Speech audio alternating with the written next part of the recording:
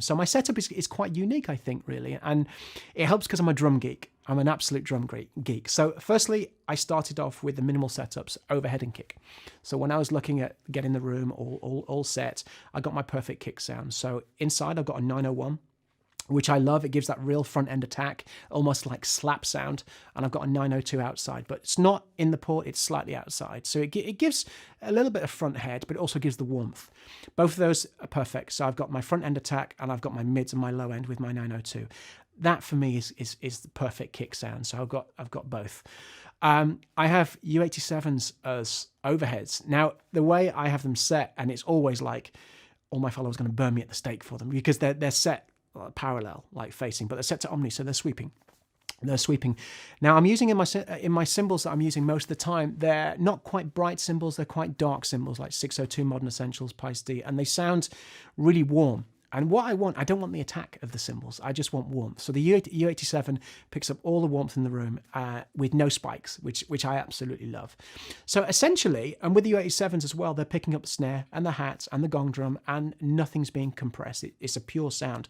So sometimes, I mean, on the last album I recorded for a guy called Nico Sonev, he's an amazing guitarist. He wanted some real old school vintage stuff. So I took the 901 out. I had just 902 and the U87s. I had my perfect sound. I had all my toms, all the top end was there, and all the little bottom ends. So I had the whole setup on 3 mics, which was great. So anything else from that was a real bonus. So snare-wise, I'm obsessed with the 905. I love it for both my snares. I have 2 snares in the studio, a 14 and a 12 or a 13. Pure sound. I don't have to wind any EQ into it. It comes out flat. Really, really nice. And 8040s underneath. These give a really nice sparkle on the snares. Once again, such a pure sound. So that's my kick and my snares. Hi-hat is same again, 8040, and I have 2 ambients at the front of the kit as well, which pick up the low-end toms, and they're also picking up the gong drum.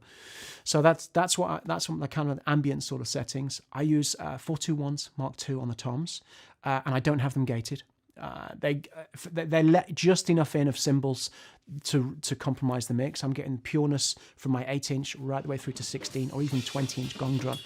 Picks up the low ends beautifully. 421s are kind of my go-tos really. And I've used them on kick drums. I've used them on like I say, on my gong drums. I'm getting an absolute pure sound. Snare-wise, 905 every day of the week. Kick-wise, for me, 902 covers all bases from the warmth. You can even get the attack off the 902. The 901 just adds that real bite. U87s just rock my world completely. I guess I don't really have a favorite. I have a go-to mic, but they're all perfect for the job that I need them to do for. Gates opened up, and Mike Rutherford from Genesis opened the door, and it was that moment. It's like, wow, this is really, really serious, and I've never done anything like this before, so I was completely underprepared. And it was led to believe it was some album demos. He was writing some songs for Celine Dion.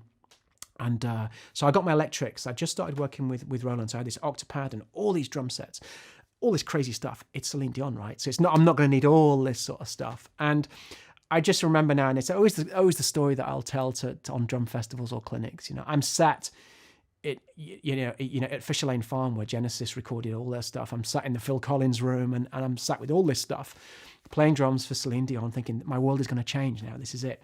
And playing this slow ballad at about 2 BPM as everything's really slow.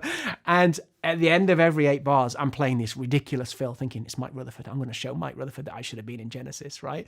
So I'm doing all this crazy stuff, and his face is like dead, like straight. And he's like, stop. You need to be more simple. I'm like, oh man, you're killing me here, doing all this kind of ridiculous stuff that was just completely inappropriate for the album.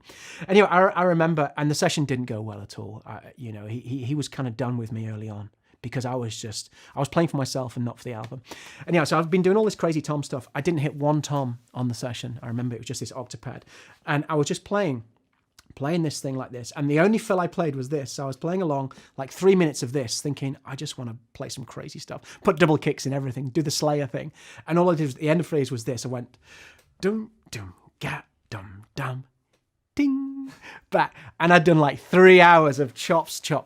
And I never heard from him again, which was really interesting. And I met him at some prog charity thing, and he didn't remember. It's just another drummer that's come in and just made a mess of it, But from that day forward, it taught me a lot of things. It taught me about playing for the song, and irrespective if I play progressive rock or metal or stuff, you've still got to service the song. And it goes down to engineering, it goes down to producing everything. Get the basics right, and everything else hopefully should slot into place. And I've learned a lot. I've not learned my lesson yet, but I've still learned a lot. Yeah.